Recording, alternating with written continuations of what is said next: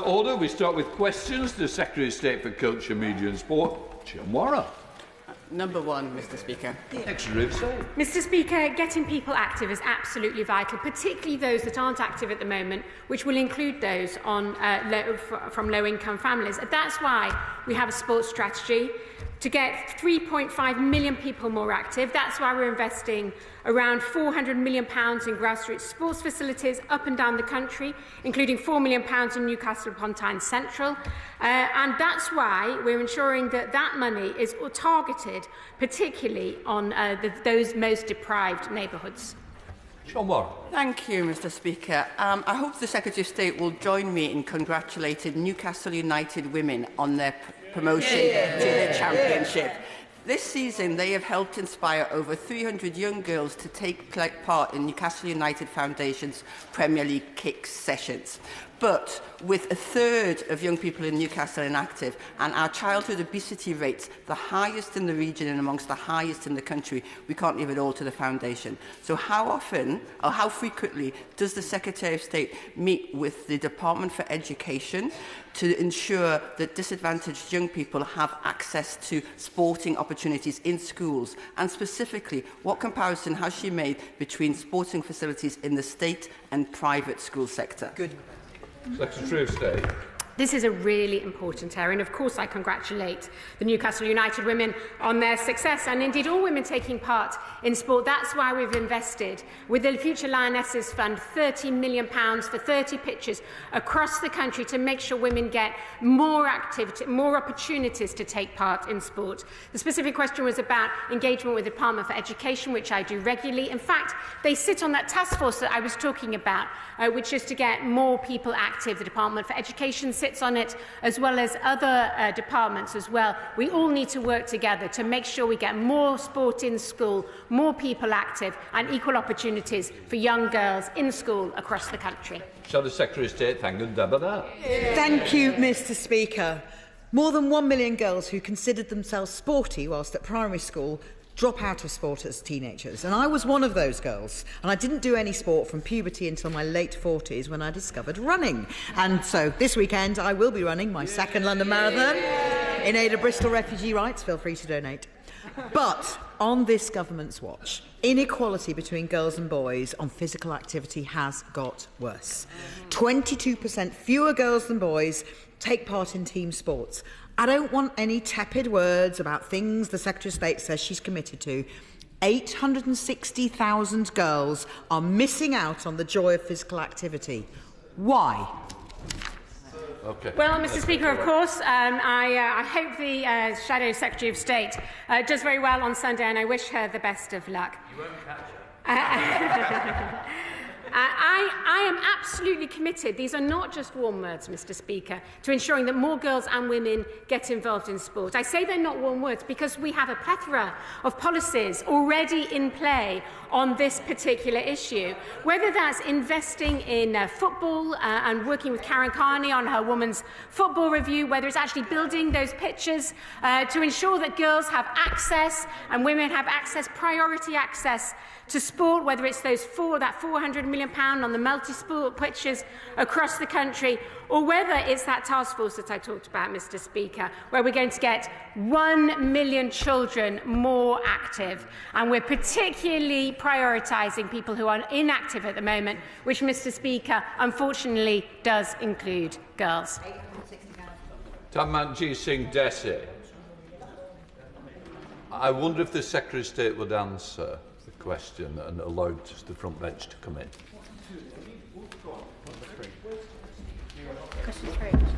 Can you sit down, please?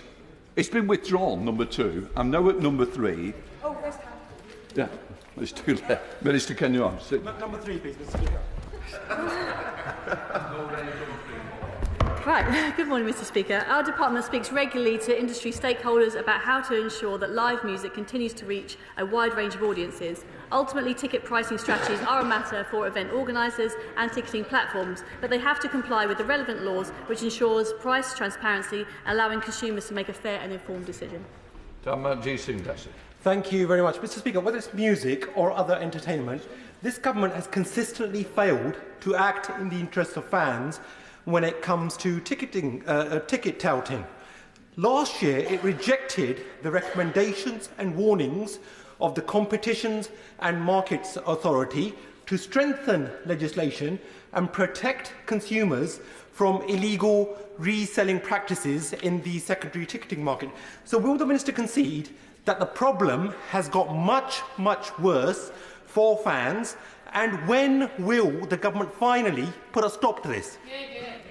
Minister. Well, I disagree with what the Honourable Gentleman is saying. We did bring in the Consumer Rights Act under this government. That was strengthened by the Digital Economy Act, and that brought in anti-bots regulation that dealt with some of these secondary ticketing issues. It's a tricky problem to solve, and it's one that we are trying to via those regulations. But if there's more that we can do, we shall look into doing so. Shadow Secretary of State Thangam, Debbonaire. Thank you again, Mr. Speaker. It's unremembered. He complained about the other question of it, but it's not my fault there's nobody standing on the side. I keep a political balance. I am not going to break it for him. Thangam Debbonaire. Ticket touts are a scourge on our live music industry. Secondary ticketing websites inflate prices and pocket the profits. This makes cultural and sporting events unaffordable for many families and damages the relationship between fans, artists and venues. Whilst the government fails to act, Labour has committed to tackling soaring ticketing prices on the secondary market. Surely the Minister agrees that only Labour will put fans back at the heart of music and cultural events. Minister. Surely she wouldn't expect me to agree with such a ludicrous statement as that. We did bring in laws. We have anti-box regulations. We have had ticket touts arrested for their activities. I know that Labour has brought forward their own proposals, which is effectively a price cap on resale. We don't think that's workable. We've seen it happen in Ireland. It simply increases fraudulent activity. It doesn't deliver for fans, and we simply don't believe that what she's proposing will make any difference. Mary Glindon. Speaker. Minister. Thank you, Mr. Speaker. Earlier this year, we published a review of the barriers faced by owners of historic homes to reduce their energy consumption. It made a number of commitments across planning, skills and finance to assist the heritage sector on its journey to net zero, including consulting on the role of local listed building consent orders to drive change at a local level. Mary Glindon. Thank you, Mr. Speaker. In 2022, North Tyneside's World Heritage Site, Segedunum, was successful in accessing funds via MEND for urgent repairs that will contribute to reducing the carbon footprint of the site. Currently, other than a Heritage Lottery Fund and potential regional government funding, there are no other sources of funding that would help cultural and heritage sites meet climate change targets. What is the government doing directly to ensure a heritage site can be resilient against climate change and have sustainable futures? Well, I thank her for raising this issue, and she talked about one of the substantial funds that we have to help repair and restore museums, heritage sites and other activities, and I'm glad that it's actually making a big difference in her own constituency. I mentioned that we've been looking into this about how we can make sure that historic buildings can reduce their energy consumption. It's an important area. It's obviously a difficult thing. It's 2% of buildings in the UK are listed. We want to help them reduce their energy consumption because that's particularly a challenge for owners of historical homes. But we will be looking at Historic England has got guidance in this area to help museums, and we shall look to see what more we can do. Dame Caroline Diamond. Thank you very much, Mr. Speaker. When it comes to valuable heritage assets, one of the things I'm really concerned about is those that are actually housed within the grounds of many of our military estates and yet are not bound by any of the same restrictions to maintain them and care for them as everybody else. In many cases, the MOD and others are pursuing this policy of managed decline, which is basically allowing these valuable heritage assets to rot under our very noses. I wonder if I could encourage the Minister, in fact the Secretary of State, to speak at ministerial level with the Ministry of Defence to challenge this as a policy, to see what can be done to address it. And I just wanted to give her advance warning. This is something that I'm very keen to look at as part of a Select Committee inquiry. Well, I thank my right honourable friend. It's a very important point that she raises. It's something that we do support when an asset is in community rather than on the existing military estate. I recently visited the RAF Battle of Britain bunker, where there's been an amazing partnership with local council, but she raises an issue specifically about MOD sites that are still in use. It's something that we should be very, very happy to look into for her. Shadow Minister Lily Greenwood. Thank you, Mr Speaker. In their refreshed manifesto, the Heritage Alliance estimate that the UK needs to double the number of conservation-skilled retrofit workers if we're to meet our net zero targets by 2050. Our built environment is at risk, yet the government have stalled on training and have no plan to upskill the next generation. Labour will change the apprenticeship levy, making it more flexible to ensure workers have the skills they need for the future. What is the Minister doing to meet the workforce challenge of retrofitting our heritage buildings? Minister. Well, our department has a huge number of initiatives underway to help people in these particular sectors to deal with some of the skill shortages, not just in the heritage sector, but of course in the creative industries as well. And it's something that the Secretary of State and I were discussing with the Creative Industries Council just this week. One of the challenges we face is the dynamism of the workforce and the need to make sure that it's dealing with specific skills of the kind that she talks about. And so we're looking at boot camps, we're looking at T-levels, which are much more practical vocational skills, but I'm happy to look into and discuss with my noble Lord Parkinson what more we can do with the heritage sector specifically. Question number 5, please, Mr Speaker. Thank you, Mr Speaker. I understand and I share my honourable friend's concerns around the financial issues facing Torquay United. I urge all parties to find a swift solution to this distressing situation. The government is seeking to support the professional game through the Football Governance Bill, which will establish an independent football regulator. Evan Foster. Well, I thank the Minister for his answer. As he knows, recent weeks have been difficult times for Torquay United fans, with the club entering administration following years of fans struggling to get answers from the owner and a completely flawed plan for a new stadium which made absolutely no progress whatsoever. What role will preventing the circumstances which have dragged not just Torquay United but other clubs down play in future developments in how the game is governed? Well, Mr Speaker, I absolutely agree that meaningful engagement with fans is crucial, and I want to put on record my thanks to Torquay United Supporters Trust for the action that they've taken to support the club and other fans and share the concerns about the financial situation right across the game, in fact, in some places.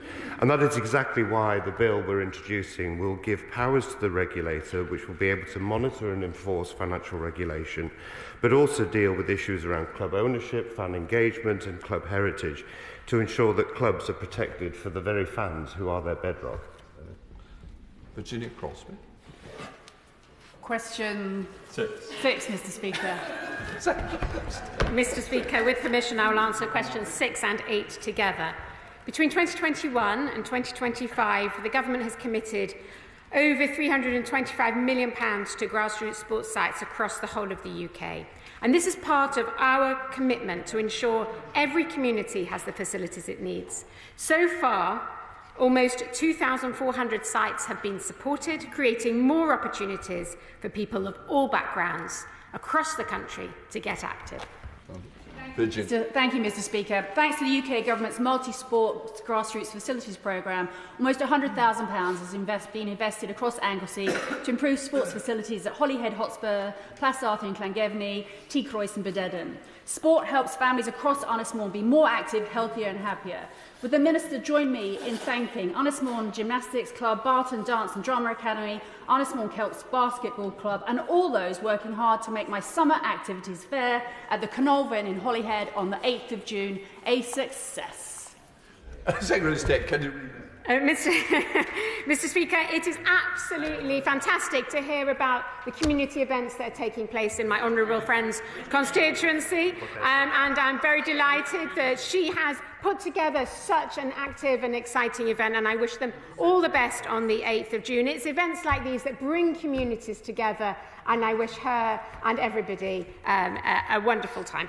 Thank you very much, Mr Speaker. Teams like Cromwell Athletic, who play at Maryanne Meadows in my constituency, have had to cancel almost 70% of their grass pitch games this season because conditions mean the ground is simply unplayable. The pitch improvement programme shows that we need around 8 3G pitches in Warrington to cope with the demands.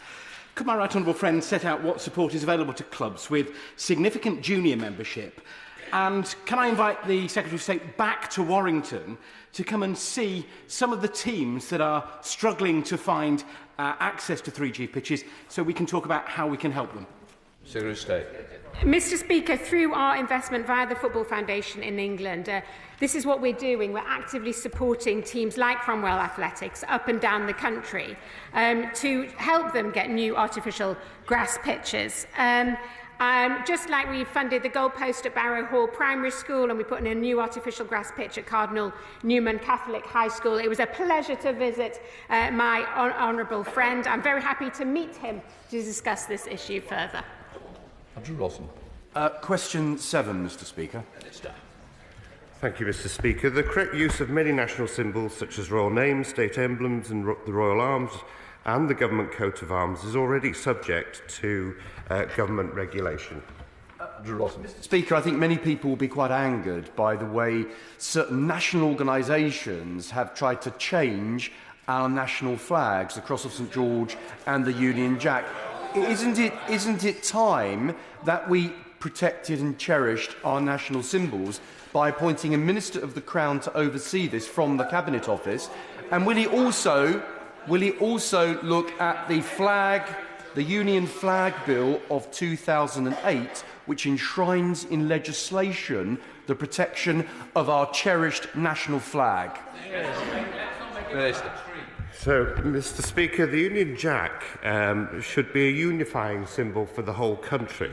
And it has looked the way it has for the last, several hundred years, and I see no point in messing around with it. I'm not sure that we need legislation. I think we just need some common sense. Kevin Brennan. Would ministers be equally keen to prevent organisations such as political parties using images of His Majesty the King in their propaganda? Minister. Mr. Speaker, I don't know how to answer that question, if I'm honest. Look, the reality is that our party has always been proud to use the Union Jack in our because we are a proud unionist party, and sometimes we will always be proud to support the royal family. In Lavery.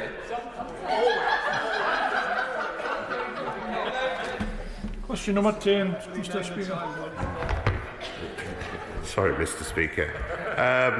The government is investing millions to support charities across England with the cost of living pressures, and this includes the Community Organisations Cost of Living Fund, which is awarding critical support to frontline services. Thank you, Mr. Speaker. What does it say for the state of the nation when, during the worst cost of living crisis in living memory, charities and voluntary organisations like Karma Therapy in Wansbeck constituency are struggling simply to make ends meet? Like many other charities, Karma Therapy are having to do more with less. They're facing more pressures, continued pressures, with crumbling buildings and excessive bills. Can the Minister say what conversations that he has had with the Chancellor about plans to support charities and those who are desperately relying on them to survive? Well, Mr. Speaker, I want to put on record my thanks to the charities up and down the country. They've done some incredible work over some of the most challenging times.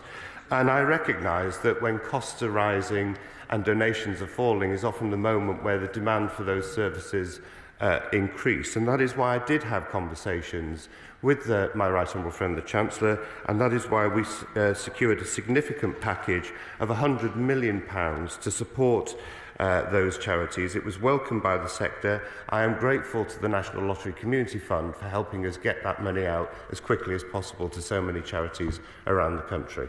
Duncan Beck. Question number 11, please, Mr. Speaker. Minister.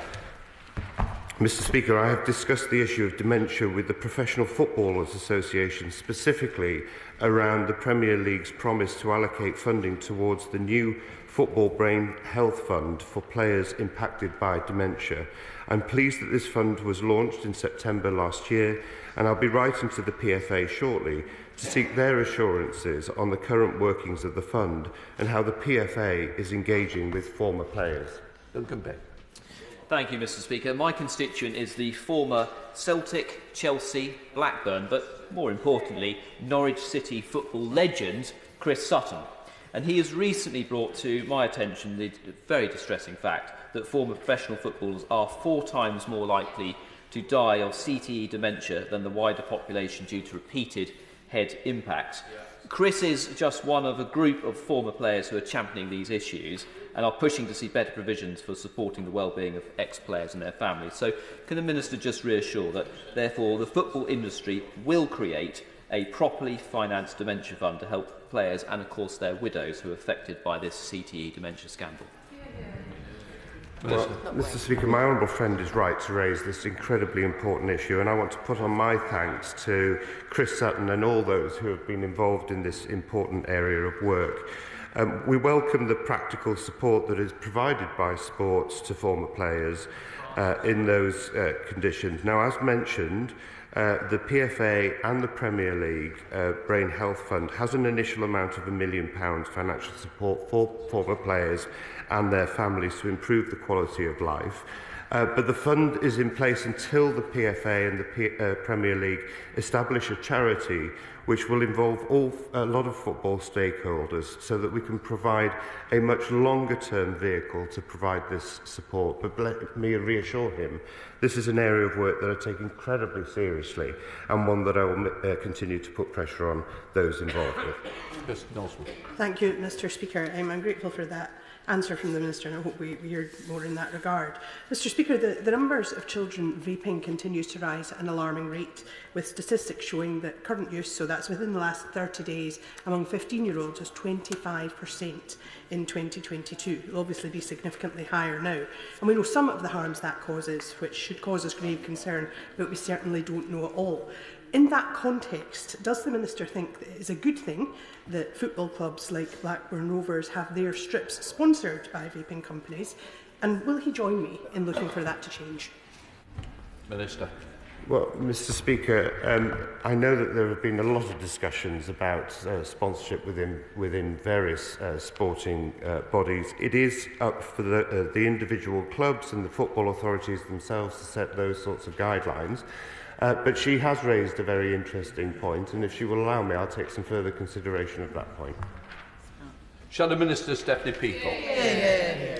Thank you, Mr. Speaker. Everyone deserves to feel safe playing the sport they love. In the context of sadly too many former professional players suffering from dementia, what steps is the department taking to ensure sports governing bodies have the guidance they need to ensure the safety of professional players? Minister. Well, the Honourable Lady raises, as others have, really important points. The government is leading work, particularly around concussion. We have worked with stakeholders, and we developed the first guidelines that have been distributed to grassroots, and that has also helped to aid the professional sports. Evaluation of this is ongoing. It will be invaluable in how we improve the sport and education and health areas, but also we have convened a sports concussion research group to identify the questions that still need answering, and we've also established an innovation and tech panel who are looking at the practical technical solutions that will aid safety and mitigate against concussion. But as I've said earlier, this is an area that is incredibly important and will be a focus. Mr. West. Question 12, Mr. Speaker. Minister.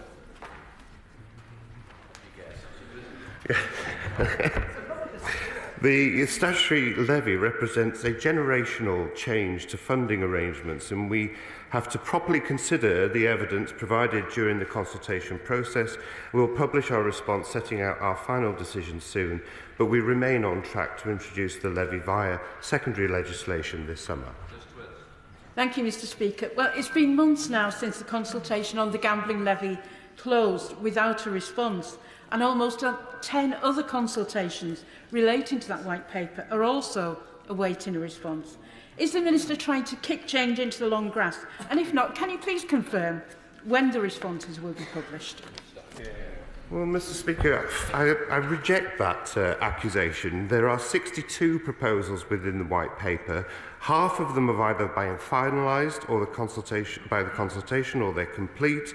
There's a further 3 consultations that have ended and we're now analysing that. The levy is a priority because we want to make sure that the funding is directed where it is needed most and based on evidence, and we are working at pace to ensure that we have that. And actually I would point out it is this government that introduced it. Andrew Slough. Number 13, Mr Speaker. On top of you. Thank you. High-quality, affordable workspace is essential to make sure we can retain our finest creative talent. Government's committed to encouraging local authorities and property owners to make spaces available for cultural activities. Arts Council England is already supporting artist spaces through funding and brokering partnerships. Their national portfolio boasts numerous workspaces that receive revenue funding, such as Spike Island and Yorkshire Art Space, who offer space for artists to create work, and gallery space for exhibiting new work. Andrew Slough. So, Leighton Buzzard and Dunstable and many other parts of my constituency are blessed with an abundance of artists, painters, sculptors and others, but they have very little places where they can create their work. They need more studio space, more workspaces, and even less to exhibit in.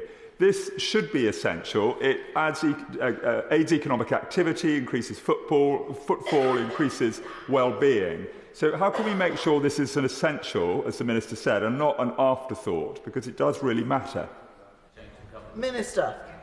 Well, I thank him for raising his concerns about the creative community in Leighton Buzzard. It sounds like it is a buzzing creative community. And we have, as I say, we support creative industries. I shan't. We support creative industries primarily through the Arts Council, and they do have initiatives that look at workspaces, as he suggests. And so I would really encourage those organisations within his constituency and community to make applications for grants, because there are specific funds available. Matt Weston. Thank you, Madam Deputy Speaker. Arts venues are vital to our local culture and to our community, but they're also hotbeds for new talent to display or perform their latest works. That's critical to the UK creative sector. Pubs increasingly are allowed for showing artworks as much as they are for performing music. You think of pubs like the Crown Inn back in the day, or Hope and Anchor in Islington. And that's why pubs such as the Punch Bowl in Warwick are so important to be saved, which a developer wants to convert into a house. Last year was the worst year for closure of music venues. What is the Minister doing to erode or stop that rate of closure?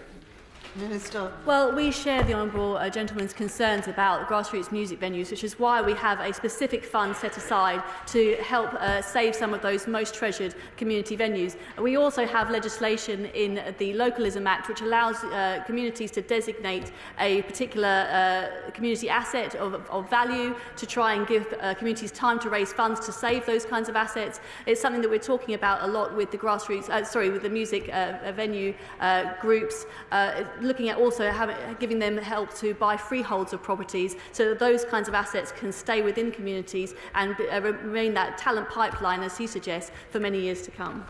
Dr. Luke Evans. Number 14. Secretary of State.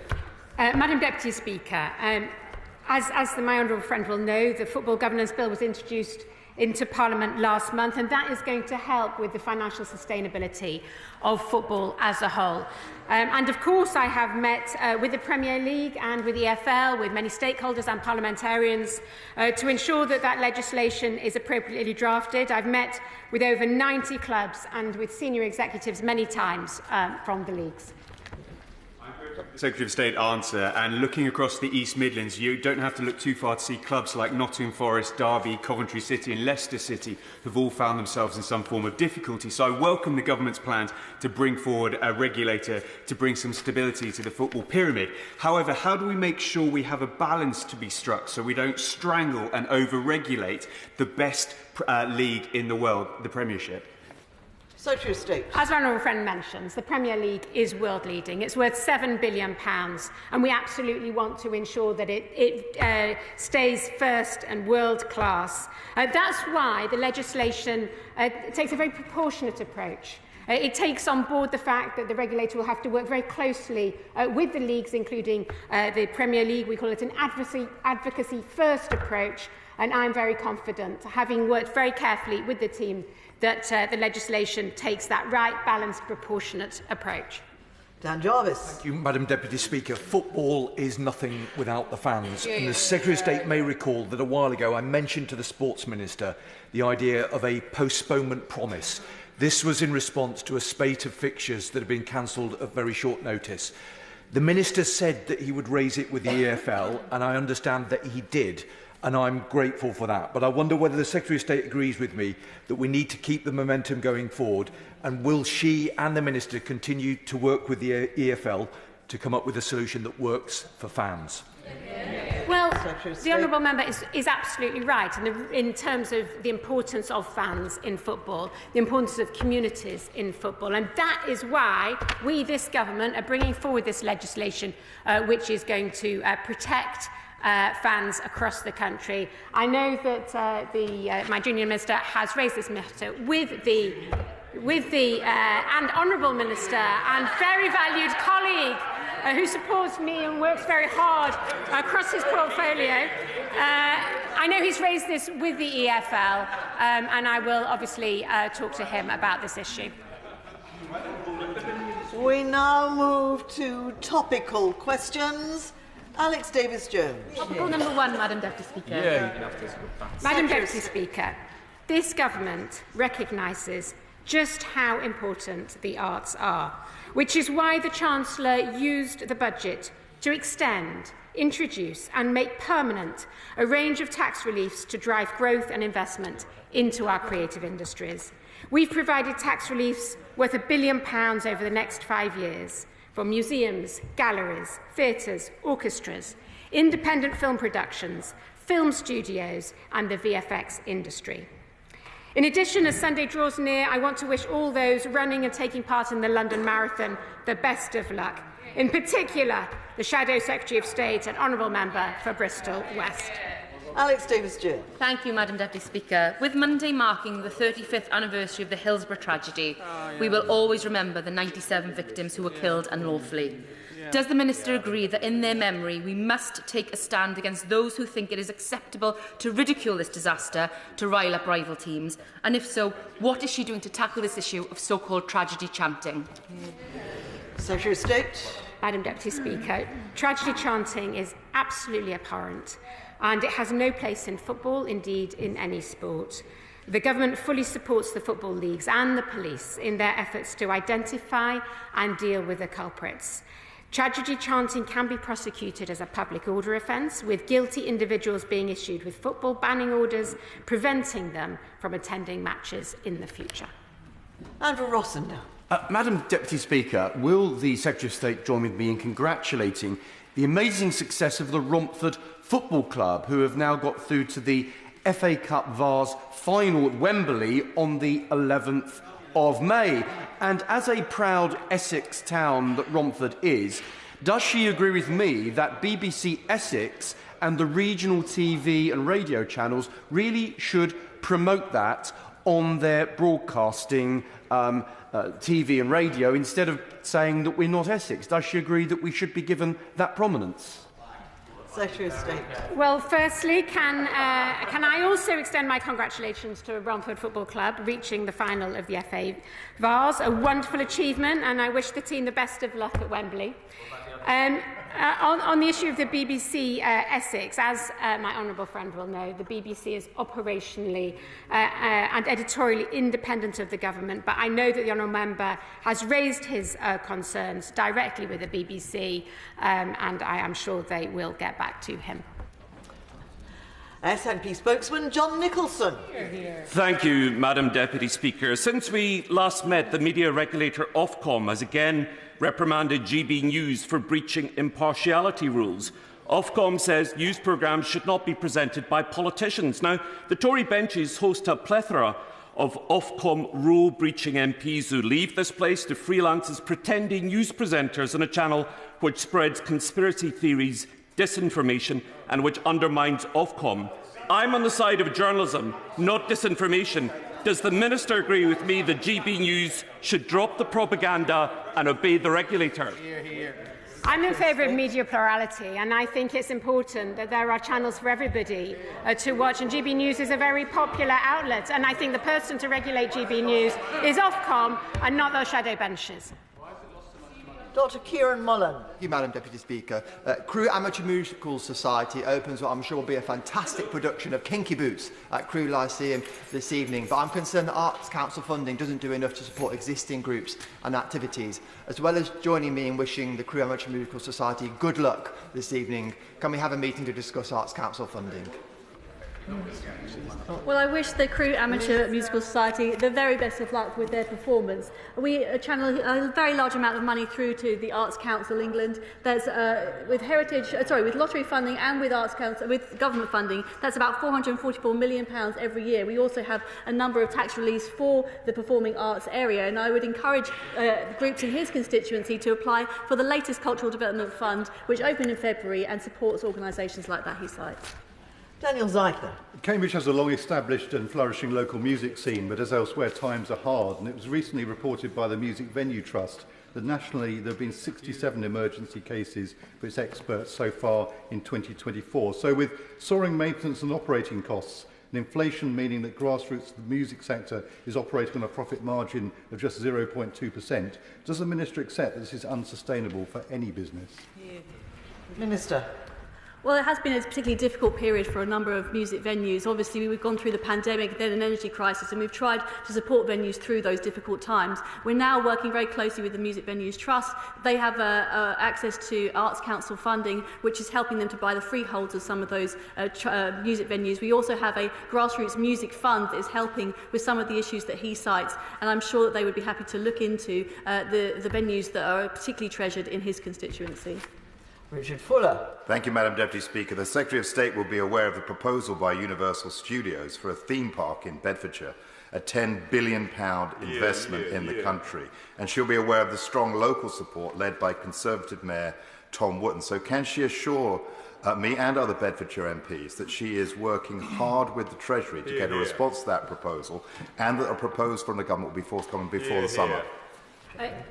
My friend is right to raise this very exciting opportunity in Bedfordshire, and it's a matter that I'm very pleased to have discussed with him. As I said, I think it's an opportunity for the area. We're liaising closely with the Treasury, and very happy also to continue to liaise with him.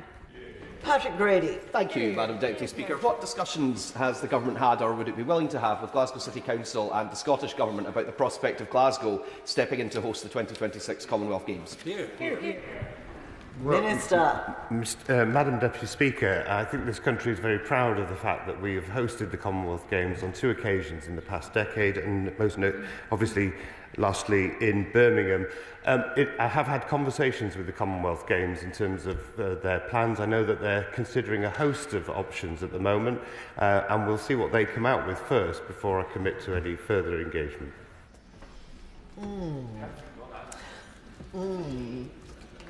Caroline Dinage. Thank you very much, Madam Deputy Speaker. Will the Secretary of State join me in congratulating the magnificent and mighty Portsmouth Football Club on winning the League One Championship and securing promotion to the Championship this week? And does she agree with me that Pompey's fantastic victory demonstrates the magic of football in bringing communities together, in inspiring young people and encouraging health and fitness? Secretary of State. I'm very pleased to congratulate Portsmouth Football Club on their success. She's absolutely right to highlight the importance of local clubs, what they do in their communities. It's not just that match on a Saturday. It's also about what goes on to encourage people to get involved in their community, to get them fit and active. And as I've gone around the country, I've seen some fabulous examples of sports communities, not just football, I might say, rugby as well, and cricket, and what they do to their local areas. Ms Twist. Thank you, Madam Deputy Speaker. The Carney Review revealed that the women's football game has a long way to go on minimum professional standards, union representation, mental health support and more. Will ministers give these recommendations parity with the changes needed in the men's game? Secretary of State. I've been very pleased to have spoken to Karen Carney on a number of occasions about her review and the importance of women's football. I was also very pleased to take on board all her recommendations. The government approved all those recommendations in the review, and I was very pleased to chair the first implementation group, which is ensuring that those recommendations are actually going to be implemented by the FA and others. Pete Wishart. Thank you, Madam Deputy Chair. Since I last raised the issue of the closure of small music venues, 2 per week continue to be closed. There is now growing consensus within the live music sector that a £1 levy should be put on the large music venue and those that are making massive profits at live events. The Select Committee are looking at this and have listened very carefully to the evidence that was given. If this is recommended, will she put in place the levy similar to other countries across Europe? Well, we are very sympathetic to this concept. It's something that has worked in football very well. We are watching very closely the industry discussions that are going on, which are underway about this, the idea of a levy that would support grassroots music venues. As we all know, they are the pipeline for talent in our world-leading music industry. We do not want to see them wither, and so we are watching, as I say, very, very closely, and I've had recent discussions with relevant organisations on this matter. Holly Lynch. Thank you very much, Madam Deputy Speaker. And further to that question, as others have already said, brilliant grassroots music venues all over the country are really struggling with those spiralling costs. The Grayson Unity in Halifax is one of those, not only crucial in ensuring access to music, but also in developing that skills pipeline for people working in that sector, as well as hopefully being the stars of tomorrow. What is she really doing to ensure that she understands and reassures those venues that she gets the problems with those spiralling costs that they're facing? Minister. Well, as I've said to previous members, we do have a number of initiatives underway. We have Arts Council funding, which is supporting the Music Venue Trust in relation to owning freeholds of properties. We also have the Supporting Grassroots Music fund that we have topped up recently because of some of the issues she cites, and we want to try and help music venues through some of these difficult times because we do believe they are so valuable to the talent pipeline, but also giving communities access to local music opportunities and performing opportunities, and we hope that they will continue long into the future. If we have very brief questions and very brief answers, I will try to get everybody in. Onwurah. Space investigators at the Great North Museum celebrates the amazing history of the North-East in designing and manufacturing telescopes. What support does she offer so that regions like ours can better understand and promote our great industrial heritage? Secretary of State. Well, I'm very pleased that work has been going on in her constituency on these very important matters. Of course, we support through Arts Council's funding, through DCMS funding, institutions across the country who who support their local communities, the history of their local communities, what's going on in their local communities, as well as art across the country. Christine Jardine. Thank you very much. This is the 900th anniversary of the founding of Edinburgh City and St Giles Cathedral. There are celebrations planned to mark it, so can the Minister tell us if the Department is going to be working with the devolved administration and supporting the local council in celebrating that anniversary? And would you like to come and join the party? Minister. Well, it sounds like a superb party. I shall certainly extend the invitation to my noble Lord Parkinson, who is the ministerial lead on these issues. Kevin Brennan.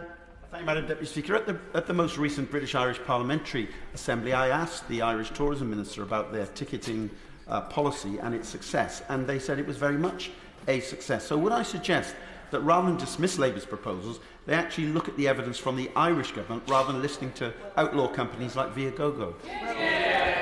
Minister. Well, I spoke to officials this week about the Irish example. They were concerned that it had led to an increase in fraudulent activity, but obviously we will keep this under review. Clive Efford. Thank you, Madam Deputy Speaker. The OMAs has had a big impact on charity fundraising, and whilst that's raising money for extremely good causes, does the Secretary of State agree with me that when people buy tickets for fundraising, they should have some idea of what proportion of the money that they're spending is actually going to those charities? So shouldn't we have more transparency in this area. Minister. The honourable gentleman raises a really important point. He'll be aware that we've looked at a whole range of issues around gambling and lotteries and society lotteries. This is an area where, on the prize draws, is an area of work we are looking at the moment to get better understanding of what the market is like. But he is right that it is absolutely important that people are aware of how much of the money they're spending is going to charities, and we will continue to work in this area. Thank you. We now move on to questions to the Church Commission.